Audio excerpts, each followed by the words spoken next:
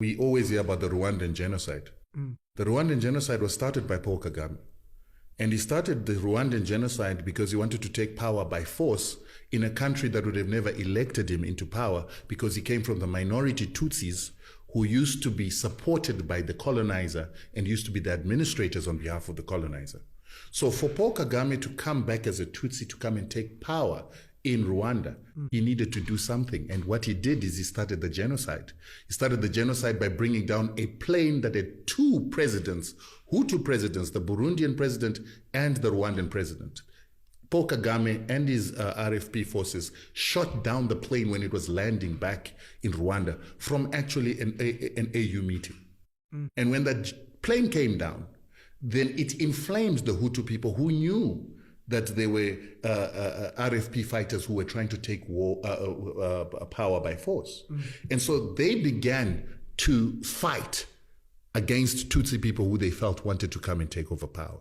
While they were doing that, Paul Kagame himself sent his forces to murder his own Tutsi people on a whole-scale level to make it look like a genocide, so that he could then have his forces come into Rwanda and take over power militarily under the guise of stopping a genocide against Tutsis. These are all things that are factual. Well documented. Jeez. It is actually something that the International Court of Justice wanted to persecute him for, and then the Americans covered up for him and the French covered up for him so that it wouldn't come out.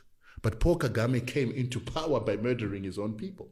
Then when he did that, he then took Laurent Kabila, who was now living in Rwanda, to go and take over power from Mobutu Sese Seko. These are the leaders in the DRC. This was in the DRC. And the arrangement that he had with Mobutu is, once you're in power, you need to bring some of my own people into your system.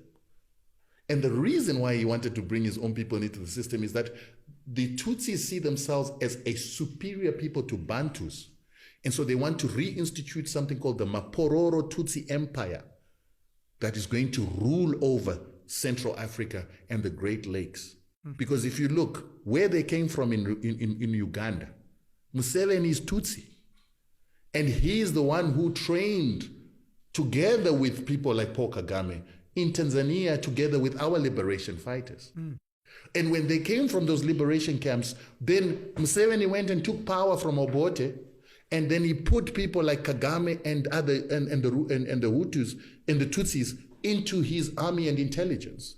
They then started murdering non-Tutsis who wanted power in Uganda, because they were majorities. And that's how Museveni becomes the president of Uganda as a Tutsi, and then he begins to assist Kagame together with the Europeans, the Americans, to then create a force that is going to take power in Rwanda. And then they must take power in Rwanda, instill a Tutsi in Burundi, and instill a Tutsi in Congo.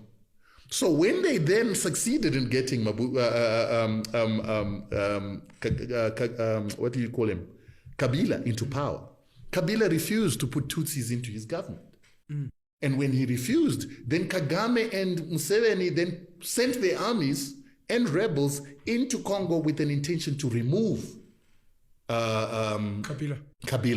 Kabila then ran to SADC. And that time SADC had an organ, or the military institution was called the organ, which was being headed by Mugabe. And he said, listen, they want to overthrow me. And he gave them the reasons why they want to overthrow. Mugabe sent a fact-finding mission that it consisted of Zambians, Namibians, Angolans, South Africans, and everybody from SADC region. And he realized that this was actually a problem. So they went to Uganda, they went to Rwanda, they couldn't find Museveni when they went to Uganda, they couldn't find Kagame when they went to Rwanda, but they got information that there was going to be an overthrow of Kabila, and then the UN was going to be forced to actually come